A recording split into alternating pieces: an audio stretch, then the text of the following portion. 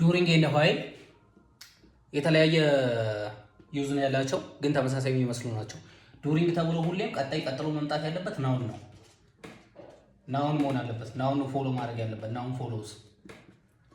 ዋይል ተብሎ ደግሞ ሁሌ መምጣት ያለበት ክሎዝ ነው። ክሎዝ ነው ፎሎ ማድረግ ያለበት። ክሎዝ ፎሎውስ። እስኪ በኤግዛምፕል እኔ የመጀመሪያው ዱሪንግ በሚለው ኤግዛምፕል ስናይ he slept during the movie.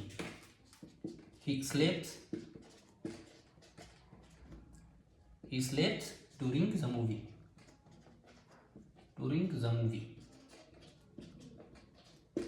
ይሄ the movie የሚለው ናውን ስለሆነ ምንድነው መጠቀም ያለብን? ዱሪንግ ነው ማለት ነው። ክሎዝ ከሆነ ደግሞ ምንድነው የምንጠቀመው? while. He smiled while speaking. Example in this case. He smiled while speaking. So ስለዚህ he smiled while speaking while ላይ ተጠቀምነው he smiled የሚለው ክሎዝ ስለሆነ ነው ማለት ነው። ፎሎ ማድረግ እንዳትረሱ።